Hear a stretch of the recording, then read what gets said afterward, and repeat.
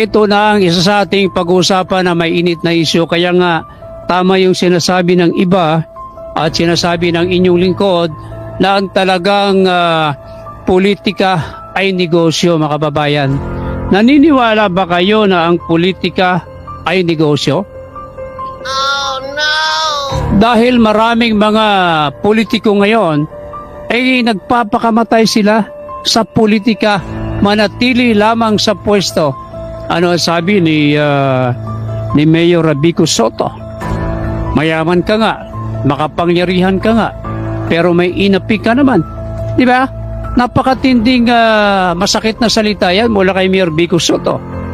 Mayaman ka nga, ginamit mo naman ang influensya mo para makakuha ng flood control project at ang karamihan, mga substandard, ginamit mo ang iyong posisyon, ang iyong pamilya para magpayaman sa politika na dapat sana ang flood control ay ginagawa ng maayos para sa taong bayan na hindi bumaha ang Metro Manila. Pero ano nangyayari? Karamihan ghost flood control project katulad ng mga rebelliya, ginamit ang kanilang kapangyarihan, nakakuha ng 4.7 billion pesos na flood control project. Sika Mario Batigas, umahagupit. Batigas Files. Di ba isipin mo ang mga rebelliya, talagang kumbaga ang pamilya nila ay political incorporated na eh. Ha? Business incorporated, political business incorporated.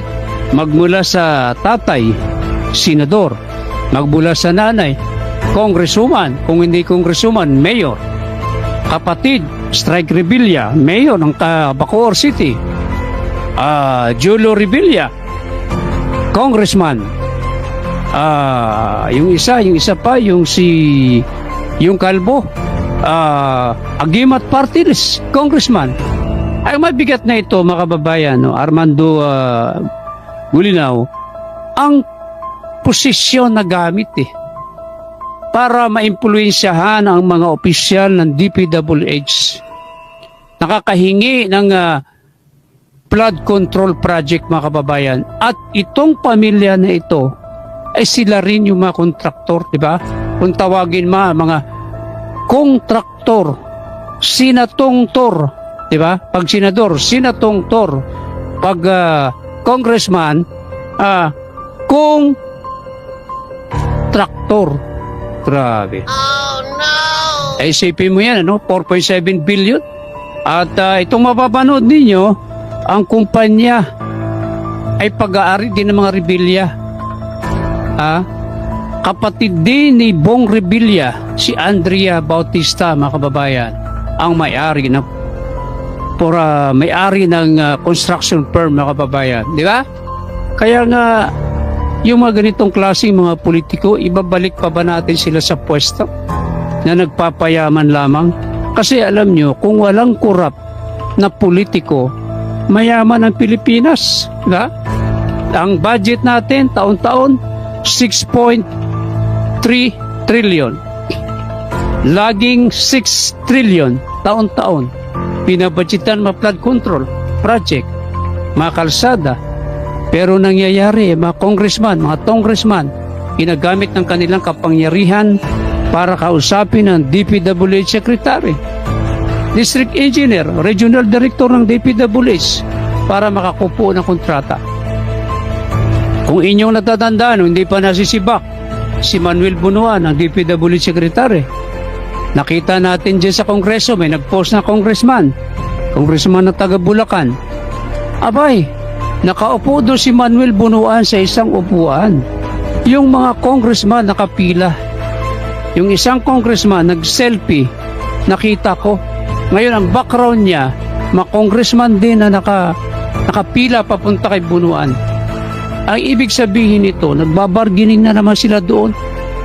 Sa DPWH Secretary, mabuti na lamang tinanggal si Bunuan, mga kababayan.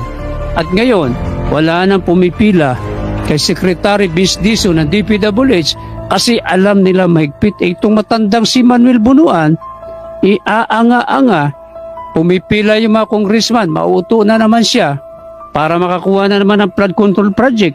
Di ba, Ma'am Orchid Mong na Australia? Tapos, mangyayari na naman. Meron na namang commitments. Di ba? Kaya, Mr. President, walang pagbabago ang sistema ng ating politika. Kaya nga, hindi yumayaman ng Pilipinas kasi napupunta lamang ang pera sa bulsa ng mga congressman at mga senatong ngayon, mga kurakot. Siga Mario Batigas, umahagupit. Batigas Files. Yan siya na, Ma'am Orchid Mong na Australia. Nanonood siya, pareho, live natin sa Facebook at YouTube. Si Ruben Remoquilio, ano bang mga klase mga tao nakadikit na sa balat ang pagnanakaw, bakit hindi nakakarama mga yan, di ba? Kaya sabi mo, Lemel Noida, no? Yung bang pamilya, ang sinasabi ko rito, totoo katotohanan eh. Ang mga DPWH, takot sa mga congressman, takot sa congressman. Kaya nangyayari, nakakakuha ng project katulad nitong Revilla na ito family na 4.7 billion na kanilang nakuhang project sa DPWH at ang kanilang kumpanya hindi natin alam. May construction firm din pala sila, kaya pala pabalik-balik sa abroad, ang laki ng mga farm, dahil nga pala talagang mga kurakot din. Panoorin natin ang balitang ito. Sa larangan ng showbiz, gumagawa ng ingay ang mga Revilla, kundi pati sa politika. At tulad sa mga artista, hindi rin nawawala ang kontrobersya. Sa pagpapatuloy ng pagsusuri ng Bilyonaryo News Channel, nadiskubring nakasungkit din ang halos 5 bilyong pisong kontrata umano ang mga Revilla. Narito ang exclusive agenda report ni Joash Malimban. Bukod sa mga tauhan ng DPWH, damay na rin ngayon sa investigasyon ng DOJ ang mga tinaguriang contractors. Ito raw yung mga congressman na kontratista rin pala o di kaya may malapit na kamag-anak na government contractor. Sa isang ulat ng Philippine Center for Investigative Journalism, inilabas nila ang partial list ng mga kongresista na may koneksyon sa mga kontratista. Kasama rito si Cavite 1st District Representative Jolo Revilla, ang kapatid nitong si Agimat Party List Representative Brian Revilla, at ang kanilang nanay na si Cavite 2nd District Representative Lani Mercado Revilla. Grabe, no? Ayon sa mga dokumentong nakuha ng Bilyonaryo News Channel, auntie ni na Congressman Jolo at Congressman Brian ang may-ari ng Graya Construction Corporation na walang iba kundi si Rebecca Bautista Ocampo na mas kilala sa pangalang Princess Revilla. Siya ang pinakamalaking shareholder ng kumpanya ayon sa General Information Sheet ng Securities and Exchange Commission.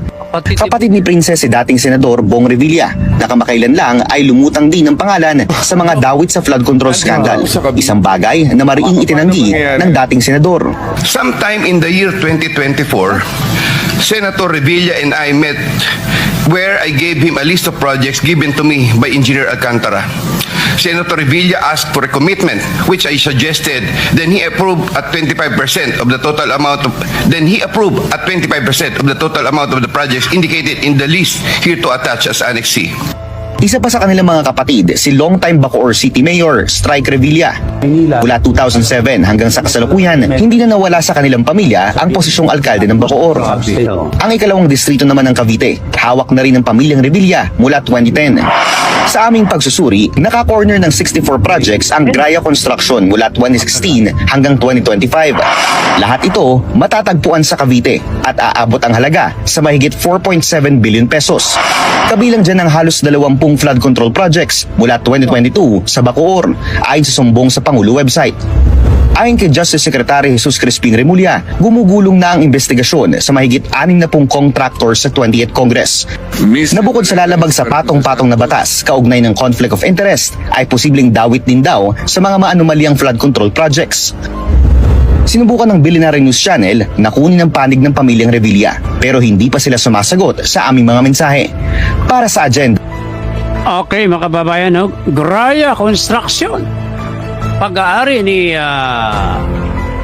Princess Revilla. Siyempre may asawa na yan. Kapatid niya ni Bong Revilla, dating artista yan, bayan, ano? 4.7 billion. ang yung ikalawang distrito, 2010 pa pala, hawak ng mga rebelya. Parang first and second district, hawak ng mga rebelya. Meron pa silang agimat party list. Di ba? Ano ba naman yung klase Comelec? Pati ba naman kung ano-ano mga pangalan ng party list pwede na sa inyo, agimat party list. Ano ba yan? Yan ba'y marginalized? Yan ba'y representante ng mahirap? Wala eh. Sipin mo yan bayan. Kung papayagan pa natin makabalik ang mga politikong ito sa 2028, kawawa ang taong bayan. Isipin mo, mahigit 20 flood control project ang kanilang nakuha.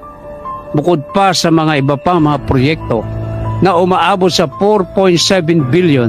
Kaya sinasabi natin, Mr. Presidente, kung hindi natin hinahayaan na itong mga congressman na ito, itong mga congressman na ito, itong mga senatong na ito, na magkaroon ng kapangyarihan para takutin ang mga district engineer, DPWH secretary, regional director ng COMELEC, regional director ng DPWH, hindi sana sila makakakuha ng proyekto ng mga flood control na yan kung sila hindi binibigyan ng kapangyarihan.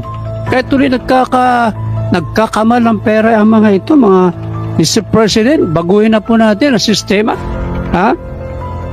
Diyan sa Kongreso, tanggalan na sila ng power. Para hindi na malustay ang pera ng bayan. Siga Mario Batigas, umahagupit. Batigas Files.